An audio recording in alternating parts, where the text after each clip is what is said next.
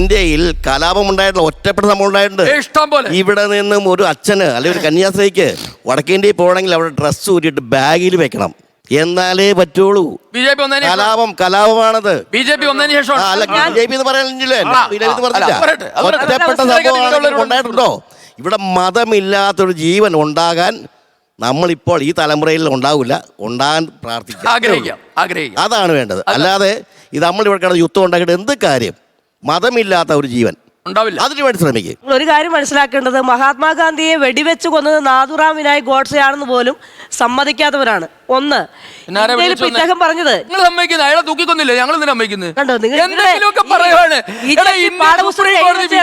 മഹാത്മാഗാന്ധി നാഥുറാം വിനായക് ഗോഡ്സെ വെടിവെച്ച് കൊന്നപ്പോൾ അതിന് പോലും അംഗീകരിക്കാത്ത ആളാണ്. രണ്ട്, വർഗീയ കലാപങ്ങളെ കുറിച്ച് പറഞ്ഞു. ഇന്ത്യയിൽ മോദി വന്നതിന് ഞാൻ പറയട്ടെ, ഇന്ത്യയിൽ മോദി വന്നതിന് ശേഷമാണ് വർഗീയ കലാപങ്ങൾ. അല്ല, മോദി വരുന്നതിന് മുമ്പും വർഗീയ കലാപങ്ങൾ RSSന്റെ നേതൃത്വത്തിൽ നടന്നിട്ടുണ്ട്. അത് മോദി വന്നതിന് ശേഷം സഹായത്തോടെ ഇന്ത്യക്ക് മതന്യൂനപക്ഷങ്ങൾ ആക്രമിക്കപ്പെടുന്നുണ്ട്. ബജരംഗ് ശക്തികളുമല്ലേ മതന്യൂനപക്ഷങ്ങളെയും ദളിതരെയും ആക്രമിച്ചുകൊണ്ടിരിക്കുന്നത്. 25-ലാണ് RSS ഉണ്ടായത്. 921-ലാണ് മലബാർ കലാപം ഉണ്ടായത്. ദുരവസ്ഥ വായിക്കണം കുമാരനാശാന്റെ, അപ്പൊ മനസ്സിലാവും. എന്റെ ചോദ്യം ആലപ്പുഴ BJP അധ്യക്ഷനോടാണ്. സാർ പറഞ്ഞല്ലോ 2014 ശേഷം എവിടെയാണ് കലാപം ഉണ്ടായെന്ന്. ഞാൻ കലാപത്തിലോട്ട് പോകുന്നില്ല. എന്തുകൊണ്ടാണ് സാർ നിങ്ങൾ പ്രത്യേകം മതവിഭാഗങ്ങളെ ഫോക്കസ് ചെയ്യുന്നത്? അതായത് നിങ്ങൾ ശരിക്കും ഭയപ്പെടുന്നുണ്ടോ? ഞാൻ ആദ്യം സാറിനോട് ഒരു മിനിറ്റ് തരാൻ പറഞ്ഞതാ. അദ്ദേഹം പറഞ്ഞു ഇവിടെ വർഗീയ കലാപങ്ങളൊന്നും ഇല്ലെന്ന്. അത് കേരളത്തിന്റെ സ്ഥിതിയാണ്. നാഷണൽ ക്രൈം ബ്യൂറോ റിപ്പോർട്ട് അനുസരിച്ച് കഴിഞ്ഞ 10 വർഷമായിട്ട് കേരളത്തിനകത്ത് വർഗീയ കലാപമില്ല. പക്ഷേ ഇന്ത്യയിൽ ആകമാനം ഈ പറഞ്ഞ പോലുള്ള ഉദാഹരണങ്ങൾ ഒരുപാട് കാണാൻ കഴിയും. അതായത് ഇപ്പോൾ മണിപ്പൂർ പോലെ, അല്ലെങ്കിൽ ഈ പറയുന്ന കന്യാസ്ത്രീകൾ ആക്രമിക്കപ്പെട്ടതുപോലെ നമ്മുടെ രാജ്യത്തിൻ്റെ വിവിധ പ്രദേശങ്ങളിൽ മതന്യൂനപക്ഷങ്ങൾ കൃത്യമായിട്ട് ടാർഗറ്റ് ചെയ്യപ്പെട്ട് സംഘപരിവാര സംഘടനകളുടെ ഇടപെടലിൻ്റെ ഭാഗമായി ആക്രമിക്കപ്പെടുന്നുണ്ട്. അപ്പോൾ ഇതിനെല്ലാം എതിരായിട്ടുള്ള ശക്തമായ നിലപാടെന്ന് പറയുന്നത് ഇന്ത്യയിൽ മതേതരത്വം നിലനിർത്തുക എന്നുള്ളതാണ്. ജാതീയമായിട്ടായിരുന്നു കേരളത്തിൽ നേരത്തെ വേർതിരിവുണ്ടായിരുന്നത്. അത് നവോത്ഥാന പ്രസ്ഥാനങ്ങളുടെയും ഇടതുപക്ഷ പ്രസ്ഥാനങ്ങളുടെയും പുരോഗമനവാദികളുടെയും ഇടപെടലിൻ്റെ ഭാഗമായി അതെല്ലാം നഷ്ടപ്പെട്ടു. ഇപ്പോഴും കേരളം സെക്കുലർ സമൂഹമാണ്, ഇന്ത്യ മതേതര രാഷ്ട്രമാണ്. പക്ഷെ ആ രാജ്യത്തിനകത്തേക്കാണ് ഈ മതരാഷ്ട്രവാദം കൊണ്ടുവന്ന ഹിന്ദുത്വ വർഗീയവാദികളും അതുപോലെ തന്നെ ഇസ്ലാമിക തീവ്രവാദികളും ഈ രാജ്യത്തിന്റെ സ്വസ്ഥത കെടുത്താൻ ശ്രമിക്കുന്നത്. ഈ 2014 ശേഷം ഇന്ത്യ മഹാരാജ്യത്ത് ഈ കലാപം നടന്നു എന്ന് പറഞ്ഞാൽ ഞാൻ എനിക്കൊന്ന് പറഞ്ഞു തരണം. നിങ്ങൾ ഈ പറഞ്ഞ മണിപ്പൂർ ഇഷ്യൂവിനെ പറ്റി കൃത്യമായി കാര്യങ്ങൾ വിശദീകരിച്ചിട്ടുണ്ട്. അതാണെങ്കിൽ എനിക്കൊന്ന് വിശദീകരിക്കാറുണ്ട്. മണിപ്പൂർ വിഷയമാണെങ്കിൽ എനിക്ക് വിശദീകരിക്കാനുണ്ട്. കാരണം ഞങ്ങളുടെ ഇവിടെ നിന്ന് ഒരു അനവധി പേർ അവിടെ മണിപ്പൂർ നേരിട്ട് പോയി അനുഭവിച്ചറിയുകയും അന്വേഷിക്കുകയും ചെയ്ത ആളുകളാണ്. ഇദ്ദേഹം പറയുന്നത് ഓസ്വാൾഡ് ഗ്രേഷ്യസ് എന്ന് പറയുന്ന ഒരു ബിഷപ്പ് പറഞ്ഞൊരു കാര്യമാണ്.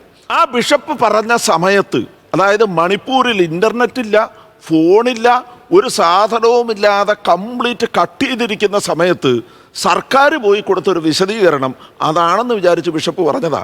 പിന്നീട് ബിഷപ്പ് വളരെ കൃത്യമായിട്ട് CBCIയുടെ പ്രസ്താവന വരെ വന്നിട്ടുണ്ട്, അത് വായിച്ചിട്ടില്ല.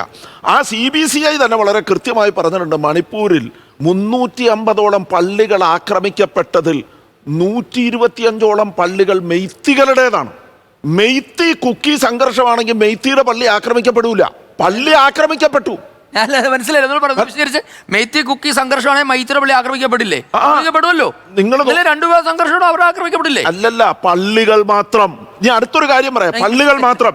ഇനി ഇത് മണിപ്പൂരിലെ ജനസംഖ്യയുടെ ഒരു ഡെമോഗ്രഫിയുടെ പെർസെന്റേജ് ഒന്ന് പറഞ്ഞുതരാമോ? നോക്ക്, പള്ളികൾ മാത്രം. ഇനി അതിനകത്ത് മരിച്ചവരുടെ എണ്ണത്തിൽ ഭൂരിഭാഗം പേരും ദളിതരാണ്, ഗോത്രവർഗക്കാരാണ്. കാന്തമാലിൽ മരിച്ചവരുടെ എണ്ണം, പുറത്താക്കപ്പെട്ടവർ ദളിത് ക്രിസ്ത്യാനികളാണ്. 56,000 പേരിൽ ഏതാണ്ട് 50,000 പേരും ദളിത് ക്രിസ്ത്യാനികളാണ്, പാവപ്പെട്ട മനുഷ്യരാണ്.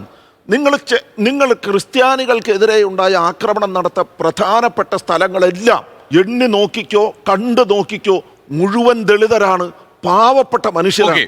അവിടെയാണ് അപകടം എന്ന് പറയുന്നത്. അദ്ദേഹം പറഞ്ഞ സെൽഫ് എക്സ്പ്ലനേറ്ററി ആണ്, ഞാൻ ഇനി ഒന്നും പറയേണ്ടതില്ല. കാരണം എന്താ, ക്രിസ്ത്യാനികളാണ്, രണ്ടു കൂട്ടരും ക്രിസ്ത്യാനികൾ ഹിന്ദുക്കളോട് തമ്മിലടിച്ചതാണ്. ഗോത്രവർഗ്ഗക്കാർ കൺവേർട്ട് ചെയ്യപ്പെട്ട ക്രിസ്ത്യാനികളാണ്. ഇതന്നെ ഞാനും പറഞ്ഞുള്ളൂ, രണ്ട് ഗോത്ര വിഭാഗങ്ങളാണ് തമ്മിൽ സംഘർഷം. അതിനകത്ത് മത ഇറലവൻ്റ് ആണ്. അപ്പോൾ എന്തായാലും ഈ 2014 ശേഷം അങ്ങ് ചോദിച്ചത് നമ്മുടെ എന്തോ അജണ്ടയാണോ അല്ലേ എന്നല്ലേ ചോദിച്ചത്. 2014 ശേഷം ഇന്ത്യ മഹാരാജ്യത്ത് എവിടെയാണ് ഇന്ത്യയെ 947 മുതൽ 2014 വരെയുള്ള ചരിത്രം നിങ്ങൾ എടുക്കുമ്പോൾ ഇന്ത്യയുടെ കലാപത്തിൻ്റെ ചരിത്രം കൂടി പഠിക്കണം. ഇന്ത്യയുടെ എല്ലാ വർഷവും ഇന്ത്യ മഹാരാജ്യത്ത് കലാപങ്ങൾ സർവ്വസാധാരണമായിരുന്നു. ഇന്ത്യ ചുമ്മാ സുഹൃത്തെ, നരേന്ദ്രമോദി എല്ലാ വർഷവും ഒന്നും പറയരുത്. അങ്ങനെയൊക്കെ പറഞ്ഞ ഈ രാജ്യം എന്താണ്? എന്റെ സുഹൃത്തെ, എല്ലായിടത്തും എല്ലാ കാലത്തും ഇന്ത്യയിൽ വർഗീയ കലാപങ്ങൾ ഉണ്ടായിട്ടുണ്ട്. നിങ്ങൾ പറഞ്ഞത് ഇന്ത്യയിൽ എല്ലാ വർഷവും എല്ലാം സാറ് കലാപമാണ് പറയണത്. തെറ്റാണത്. അല്ല, അങ്ങേക്ക് എല്ലാവരും അങ്ങ് പറഞ്ഞോളൂ. അല്ലെന്ന് ഞാൻ പറയാം, നിങ്ങൾ എന്നെ പറയൂ. അല്ല പറയൂ, നിങ്ങൾ പറയൂ. 2045 ശേഷം ഇന്ത്യയിൽ കലാപമേ ഉണ്ടായിട്ടില്ല. അല്ല, ഏതൊക്കെ എന്റെ സുഹൃത്തെ, നിങ്ങൾ ആദ്യം ഇന്ത്യയുടെ ചരിത്രം ഒന്ന് പഠിച്ചിട്ട് വരും പ്ലീസ്. അല്ലല്ല, പ്രേക്ഷകർ വിലയിരുത്തട്ടെ, ഇന്ത്യയിൽ വർഗീയ കലാപങ്ങൾ ഉണ്ടായിട്ടുണ്ടോ ഇല്ലയോ എന്നുള്ള പ്രേക്ഷകർ വിലയിരുത്തട്ടെ. അദ്ദേഹത്തിന്റെ അറിവില്ലായ്മയ്ക്ക് മറുപടി പറയാൻ ഞാൻ ആളല്ല. ഇന്ത്യ മഹാരാജ്യത്ത് നടന്ന കലാപങ്ങൾ 2014 ശേഷവും 2014 മുൻപും എന്ന് വർഗീകരിച്ച് ഈ കാണുന്ന പ്രബുദ്ധരായ പ്രേക്ഷകർ പഠിക്കട്ടെ. നിങ്ങൾക്ക് വിട്ടു തന്നിരിക്കുന്നു. അല്ല, എനിക്കതിന് മറുപടി ഇല്ലെന്ന്. എനിക്കതിന് മറുപടി ഇല്ല സുഹൃത്തെ. എനിക്ക് മറുപടി ഇല്ല. നിങ്ങൾക്ക് പറയാൻ സൗകര്യം പറഞ്ഞല്ലോ. സൗകര്യമില്ലെന്ന് പറഞ്ഞല്ലോ. പിന്നെ 4 ആയാലും 3 ആയാലും അല്ലാതെ ഒരു ഇടപെടൽ കേന്ദ്ര സർക്കാർ മറുപടി പറയാൻ സൗകര്യമില്ലെന്ന് പറഞ്ഞാൽ പിന്നെ പിടിക്കുന്നേ. ഇയാളുടെ വിവരക്കേടിന് മറുപടി പറയാൻ എനിക്ക് സൗകര്യമില്ല. 2014 ശേഷമുള്ള കലാപങ്ങളിലൂടെ മതന്യൂനപക്ഷങ്ങളെ ഇല്ലാതാക്കുകയും ഒരു ഹിന്ദു രാഷ്ട്രമാക്കുക എന്നുള്ള എവിടെയാണ് ഹിന്ദു രാഷ്ട്രമാക്കുന്നത് അജണ്ടയാണ്. അല്ല, RSS എവിടെയെങ്കിലും ഇന്ത്യ ഹിന്ദു രാഷ്ട്രം പ്രഖ്യാപിച്ച ഒരു സ്റ്റേറ്റ്മെന്റ് കാണിക്കോ? ഒരു സ്റ്റേറ്റ്മെന്റ് കാണിക്കോ? ഈ നാട്ടിലെ ഇന്ത്യ മഹാരാജ്യത്തെ ഇനി മിമയുടെ അറിവിലേക്ക് പറയാം, ഇന്ത്യ ഹിന്ദു രാഷ്ട്രമാക്കേണ്ട ആവശ്യമില്ല. ഇന്ത്യ ഹിന്ദു രാഷ്ട്രമാണ് എന്നാണ് ഞങ്ങളുടെ നിലപാട്. അസന്നിഗ്ധമായ നിലപാട് അതാണ്. ലോകത്തെവിടെയായാലും ഏത് സമയത്തും 24 വാർത്തകളും ഓഗ്മെന്റഡ് റിയാലിറ്റി പാക്കേജുകളും എക്സ്പ്ലെയിനറുകളും വിശദമായി കാണാൻ ഞങ്ങളുടെ യൂട്യൂബ് ചാനൽ നിങ്ങൾക്ക് സബ്സ്ക്രൈബ് ചെയ്യാം.